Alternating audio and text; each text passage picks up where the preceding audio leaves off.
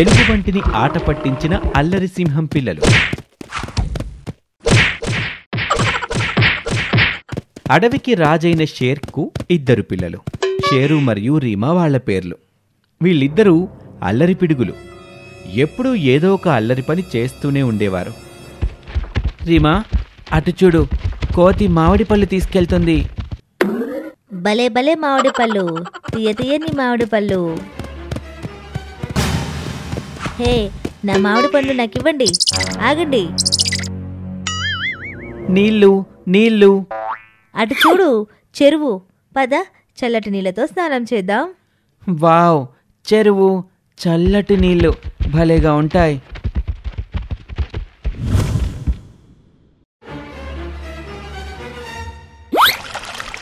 అరే, మన పైన నీళ్ళు ఎవరు చల్లుతున్నారు? వామ్మో, ముసళ్ళు, ఎవరైనా కాపాడండి, కాపాడండి. అన్నా, వీళ్ళు కూడా మనతో పాటు ఆడుతున్నారు. మిత్రులారా, మమ్మల్ని మీ వీపుపై కూర్చోబెట్టుకొని చెరువులో తిప్పండి. అరెవ్వా, ముసళ్ళపై సవారీ చేయటం భలేగా ఉంది. అవును, హే హే. ఏయ్, పదండి, మనమందరం మామిడి పండ్లు తిందాం. హే, ఆగండి, ఆ మామిడి పళ్ళు మావి.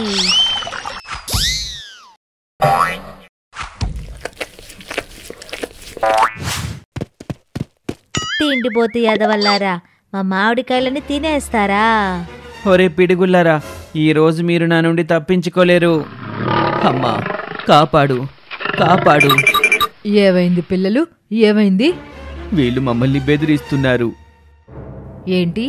ఒరే చెచ్చర పిడుగుల్లారా, నేను మిమ్మల్ని వదలను. ఈ గాడిదలు మనల్ని ఇరికించేశారు. మీ తోలు తీస్తా. ఆహాహా, ఈ విసినికర్ర వల్ల ఇంత ఎండలో కూడా నేను కూల్గా ఉన్నాను.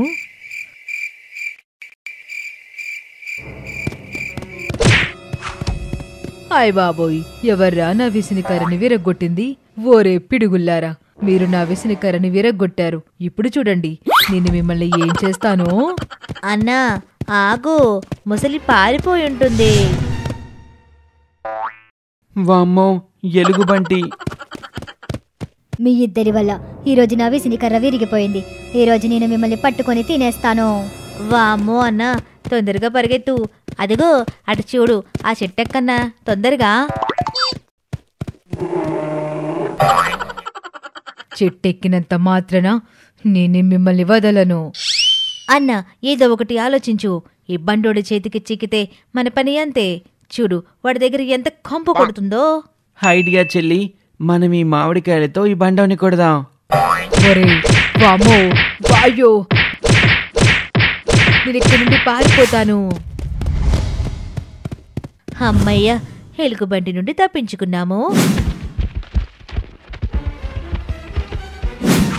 నేను మిమ్మల్ని తినకుండా ఎలా వెళ్ళిపోతాను? ఒరేయ్, కంపు కొట్టే ఎలుగుబంటి, వదలరా మమ్మల్ని. వామ్మో, ఎంత కంపు కొడుతుందో. వదిలి మమ్మల్ని. నేను ఇప్పుడు మిమ్మల్ని తందూరి చేసుకుని తింటాను. వామ్మో, నాన్న, అమ్మ, బాగా మండిపోతుంది. ఎవరైనా మమ్మల్ని కాపాడండి. ఎవరైనా ఉన్నారా? అమ్మా, నాన్న. ఈ గొంతు ఎక్కడో విన్నట్టుందే. వామ్మో, నా పిల్లలు ఆపదలో ఉన్నారు. ఒరేయ్, మురికి కంపు కొట్టే బండవెదవ, నీకు ఎంత ధైర్యంరా? నా పిల్లల్ని తందూరు చేసుకుని తిందామనుకుంటావా? నీకెంత ధైర్యం? నువ్వు నన్ను మురికి కంపు కొట్టే బండ ఎదవా అంటావా? ఇదిగో. వామో, వాయో, వాయో, చచ్చాన్రా బాబో. ఈ ఎల్లరి పిడుగుల వల్ల నా బ్యాండ్ మోగిపోయింది. అమ్మయ్యా, బ్రతికిపోయాం. ఎప్పుడు ఏదో ఒక అడ్డమైన పని చేస్తూనే ఉంటారు. మీ ఇద్దరి అల్లరి చేష్టలకు నేను విసిగిపోయాను. ఏదో ఒక రోజు మీ ఇద్దరు పెద్ద ఆపదలు పడతారు. పదండి ఇంటికి. మాయా ఏనుగు సింహం మరియు గ్రద్ద సింహం. అడవికి రాజు సింహం అతని తమ్ముడైన గబ్బర్ వల్ల చాలా విసిగిపోయాడు. అసలు విషయం ఏంటంటే, గబ్బర్ దగ్గర ఎన్నో దుష్టశక్తులు ఉన్నాయి. ఆ శక్తులతో అతను తనని తాను గ్రద్దసింహంగా మార్చుకొని అడవికి వచ్చి అతి కిరాతకంగా జంతువుల్ని వేటాడి చంపేవాడు. అతని అరాచకం చూసి జంతువులు భయంతో వణికిపోతాయి. జింక పరిగెత్తుకుంటూ సింహం దగ్గరకు వస్తుంది. మహారాజా, మీ తమ్ముడు అందరి ప్రాణాలు తీస్తున్నాడు. మీరు అతన్ని ఆపడం పోయి ఇక్కడ కూర్చొని హాయిగా విశ్రాంతి తీసుకుంటున్నారు. అవునులేండి, ఎంతైనా మీకు మీ తమ్ముడంటే ప్రేమ. మీ దృష్టిలో మీ ఉంటే ఎంత, లేకపోతే ఎంత. అయినా మీకు మీ తమ్ముడికి తేడా ఏమీ లేదు. ఇద్దరూ కిరాతకులే అని జింక ఏడుస్తుంది. జింక ఏడుస్తూ చెప్పిన మాటలు విన్నాక సింహం ఎంతో బాధపడుతుంది. సింహం జింకకి నచ్చజెప్తూ ఇలా అంటాడు. చూడు జింక, నేను కిరాతకుణ్ణి కాను. నేను చాలాసార్లు వాణ్ణి ప్రేమతో నచ్చజెప్పే ప్రయత్నం చేశాను. కానీ వాడు అర్థం చేసుకోవటం లేదు. ఈరోజు వాడు నా తమ్ముడు అన్న సంగతి నేను మర్చిపోతాను. వాడి పని పూర్తయింది అనుకో. సింహం గబ్బర్ దగ్గరికి వస్తాడు. అతను ముందుగా గబ్బర్ని తన మాటలతో సర్ది చెప్పే ప్రయత్నం చేస్తాడు. కానీ సింహం మాటల్ని గబ్బర్ ఎగతాళి కింద తీసుకుంటాడు. అరే అన్నా, నువ్వు నాకన్నా బలహీనుడివి. చూడు, నీకు నీ ప్రాణాలపై ప్రీతి ఉంటే నా దారికి అడ్డురాకు. తమ్ముడువని నేను ఇన్ని రోజులు నిన్ను వదిలేశాను. కానీ ఈరోజు మాత్రం నిన్ను వదలను. ఇక నా ఓపిక నశించింది. ఈరోజు చూద్దాం ఎవరు గెలుస్తారో ఎవరు ఓడిపోతారో. ఇద్దరి మధ్య గొడవ మొదలవుతుంది. గబ్బర్ కేవలం బలవంతుడే కాదు, తన దగ్గర దుష్టశక్తులు కూడా ఉండటం వల్ల సింహం తన ముందు బలహీనపడతాడు. వాళ్ళిద్దరి మధ్య గొడవ జరగటం వల్ల సింహం గాయాల పాలవుతాడు. ఇంకాసేపు అలాగే గొడవ కొనసాగితే తన ప్రాణాలు పోయేలా ఉంటాయి. అంతలోనే అక్కడ ఒక ఏనుగు ప్రత్యక్షమవుతుంది. ఏనుగు గాయాల పాలైన సింహాన్ని తన తొండంతో పట్టుకొని అక్కడి నుంచి మాయమైపోతుంది. వాళ్ళిద్దరూ వేరే ప్రపంచంలోకి వెళ్ళిపోతారు. అప్పుడు సింహం ఇలా అంటాడు. అరే ఏనుగు, నువ్వు నన్ను మధ్యలో ఎక్కడికి తీసుకొచ్చావు? ఆ గబ్బర్కి బుద్ధి చెప్పాలి. నిన్ను చూస్తుంటే ఒక మాయా ఏనుగులా ఉన్నావు. నువ్వు నా ప్రాణాలు కాపాడడం కంటే ఆ గబ్బర్ని చంపేయాల్సింది కదా. చూడు సింహం, నిన్ను ఇక్కడికి తీసుకురమ్మని నాకు ఆదేశం దొరికింది. నేను నా బాధ్యతని పూర్తి చేశాను.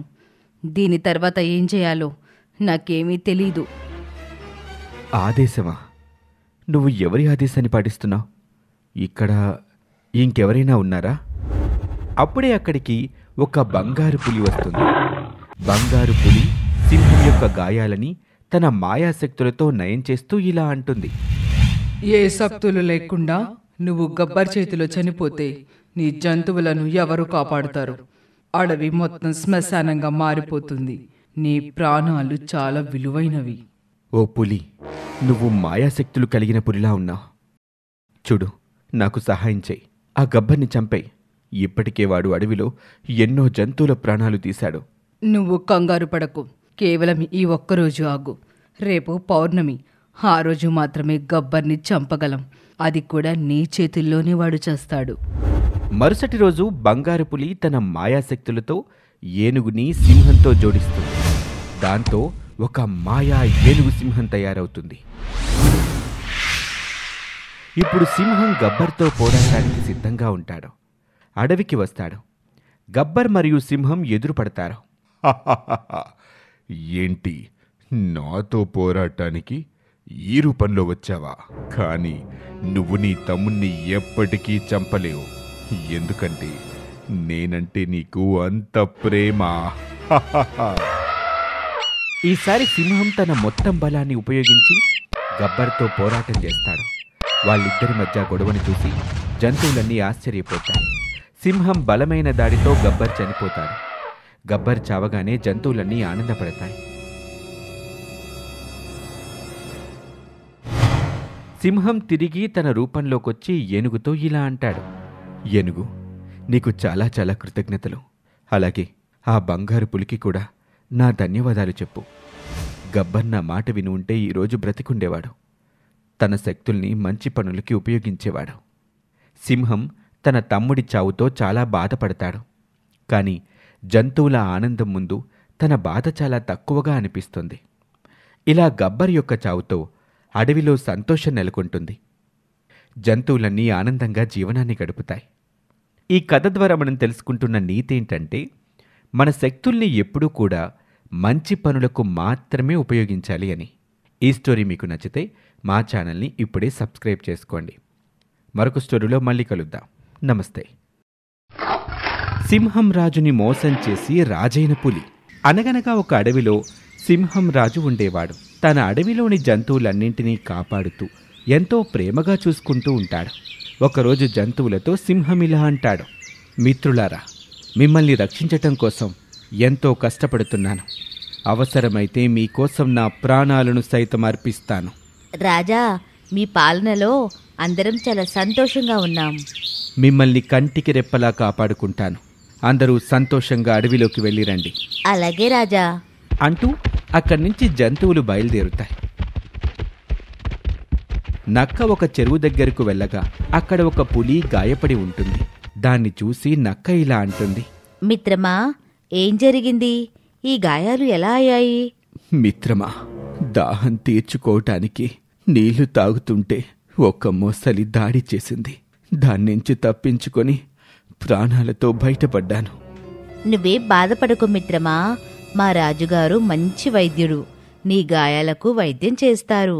1-2 రోజుల్లోనే నువ్వు కోలుకుంటావు. వెళ్దాం పద.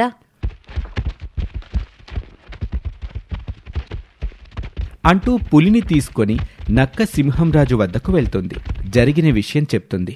అప్పుడు సింహంరాజు ఇలా అంటాడు, నీది మా రాజ్యం కాకపోయినా ఒక వైద్యుడిగా నీ ప్రాణాలని కాపాడటం నా బాధ్యత. నీకు వైద్యం చేస్తాను. తొందరలోనే నీకు నయమవుతుంది. రాజా, మీది చాలా గొప్ప మనస్సు. నేనెవరో తెలియకపోయినా నాకు వైద్యం చేయటానికి ముందుకొస్తున్నారు. మీకు నేను జీవితాంతం రుణపడి ఉంటాను. మనం తర్వాత మాట్లాడుకుందాం. ముందుగా నీకు వైద్యం చేస్తాను అంటూ వైద్యం చేయటం మొదలు పెడుతుంది సింహం. 1-2 రోజుల్లోనే పులి కోలుకుంటుంది. సింహం రాజుతో పులి ఇలా అంటుంది, రాజా, ఇక నుంచి మీకు నేను సేవకుడిగా ఉంటాను. నా కోరికను మన్నించండి రాజా. సరే మిత్రమా, ఇక నుంచి నువ్విక్కడే ఉంటూ తోటి జంతువులతో కలిసిమెలిసి జీవించు. అలాగే రాజా అంటూ సింహం రాజుకి సేవకుడిగా ఉంటుంది పులి. ఇలా కొంతకాలం గడిచిపోతుంది. జంతువులన్నింటితో కలిసిమెలిసి ఉంటుంది. ఒకరోజు పులి నక్క కలిసి మాట్లాడుకుంటూ ఉంటాయి. మిత్రమా, నువ్వు చాలా తెలివైన దానివి. ఒక అడవిని పాలించే శక్తి నీకుంది మిత్రమా. సింహం రాజుకి అండగా నువ్వున్నంత వరకు శత్రులెవరూ మనల్ని ఏమీ చేయలేరు అంటూ అక్కడి నుంచి వెళ్ళిపోతుంది. ఇలా కొద్ది రోజులకి అడవిలో ఒక్కొక్క జంతువు మాయమవుతూ ఉంటుంది. రోజు రోజుకు జంతువుల సంఖ్య తగ్గిపోతూ ఉండటంతో ఒకరోజు సింహం రాజు సమావేశం ఏర్పాటు చేసి అన్ని జంతువులతో మాట్లాడుతూ ఉంటాడు. మిత్రులారా, మన అడవిలో జంతువులు కనిపించకుండా పోతున్నాయి. ఏం జరుగుతుందో తెలియటం లేదు. అందరూ జాగ్రత్తగా ఉండండి. అలాగే రాజా, మన అడవిలోకి భయంకరమైన జంతువేదైనా వచ్చి ఉండొచ్చు రాజా. ఆ జంతువుని నేను కనిపెడతాను. మీరేం భయపడకండి. అందరూ వెళ్ళండి అంటూ గుహలోకి వెళ్తుంది సింహం. మరుసటి రోజు ఉదయమే పులి మిగతా జంతువులన్నింటినీ తీసుకుని సింహం ఉండే గుహ దగ్గరికొచ్చి ఇలా అంటుంది, మిత్రులారా, మన వాళ్లను చంపేస్తున్న ఆ భయంకరమైన జంతువు ఎవరో నేను కనిపెట్టాను. ఎవరు మిత్రమా? అది మరెవ్వరో కాదు, మన రాజుగారే. రాజుగారే మన వాళ్ళని చంపుతున్నారు. ఎవ్వరికీ అనుమానం రాకుండా ఇదంతా చేస్తున్నారు. రాజుగారే చంపుతున్నారని మీరెలా చెబుతున్నారు మిత్రమా? నేను చెబుతున్నది నిజం. ఒక్కసారి గుహలోకి వెళ్ళి చూద్దాం పదండి. అస్సలు నిజమేంటో మీకు తెలుస్తుంది అంటూ జంతువులన్నీ గుహలోపలికి వెళ్తాయి. లోపల ఒక జింక చనిపోయి ఉంటుంది. ఇంతలోనే నిద్రలేచిన సింహం రాజు ఇలా అంటాడు, మిత్రులారా, ఇలా వచ్చారేంటి? ఏం జరిగింది? రాజుగారు, మీ నిజ స్వరూపం బయటపడింది. అడవిలోని అందరినీ చంపి తింటూ ఏమీ తెలియనట్టు నటిస్తున్నారా? నేను చంపటమేంటి? ఎవరికి నేను ఎలాంటి హాని తలపెట్టలేదు మిత్రులారా. ఇక మీ మాటల్ని నమ్మటానికి మేము అమాయకులం కాదు. రాజుగా ఉండే అర్హత మీకు లేదు. అవును, రాజుగా కొనసాగే అర్హత లేదు మీకు. వెంటనే ఇక్కడి నుండి వెళ్ళిపోండి అంటూ జంతువులన్నీ ఒక్కసారిగా అంటాయి. దీంతో సింహం వెళ్ళిపోయి ఒంటరిగా ఉంటుంది. ఆ తర్వాత జంతువులు పులిని రాజుగా ఎన్నుకుంటాయి. ఇలా కొద్ది రోజులు గడుస్తాయి. జంతువులపై పులి పెత్తనం చేయటం మొదలు పెడుతుంది. పులి ప్రవర్తనపై నక్కకు అనుమానం కలుగుతుంది. ఏం జరిగిందో పూర్తిగా తెలుసుకోకుండా పులి మాటలు నమ్మి సింహం రాజుని నిందించాం. ఇక్కడి నుంచి వెళ్ళగొట్టాం కాని నిజమేమిటో తెలుసుకుంటా అంటూ మెల్లిగా పులిరాజు వద్దకు బయలుదేరుతుంది. అయితే గుహలో ఉన్న పులిరాజు నవ్వుతూ తనలో తాను మాట్లాడుకుంటూ ఉంటాడు. నా కల నెరవేరింది. ఈ అడవికి రాజునయ్యాను. జంతువుల్ని చంపింది నేను, శిక్ష పడింది ఆ సింహం రాజుకి. ఈ అమాయకులు నా మాటలు నమ్మి ఆ సింహం రాజుని అడవి నుంచి పంపించేశారు అని అనుకుంటూ నవ్వుకుంటూ ఉండగా నక్క ఆ మాటలన్నీ వింటుంది.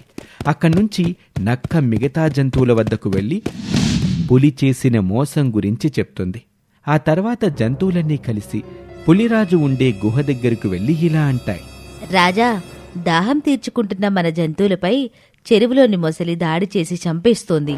మీరెలాగైనా దానిని చంపాలి. మన వాళ్లను కాపాడాలి రాజా. అమ్మో, అది భయంకరమైన మొసలి. దానిని మనం చంపగలమా? మీరు చంపగలరు రాజా. ఇప్పుడే వెళ్దాం పదండి అంటూ జంతువులన్నీ పులిరాజు మీద ఒత్తిడి చేస్తాయి. దీంతో పులి చెరువు ఒడ్డుకు వెళ్లి చూస్తూ ఉండగా ఒక్కసారిగా మొసలి దాడి చేసి తీవ్రంగా గాయపరుస్తుంది. మిత్రులారా, నన్ను కాపాడండి. నిన్ను కాపాడాలా? మోసానికి తగిన శిక్ష ఇదే. ఇక ఆ తర్వాత సింహాన్ని తీసుకొచ్చి మళ్ళీ అడవికి రాజుని చేస్తాయి. ఇక అప్పటినుంచి జంతువులన్నీ కలిసిమెలిసి జీవిస్తూ ఉంటాయి. ఈ కథ ద్వారా మనం తెలుసుకున్న నీతి ఏంటంటే, ఆపదలో కాపాడిన వారిని ఎట్టి పరిస్థితుల్లోనూ మోసం చెయ్యవద్దని, మోసం చేస్తే తగిన శిక్ష తప్పదని ఈ కథ ద్వారా మనం తెలుసుకున్నాం.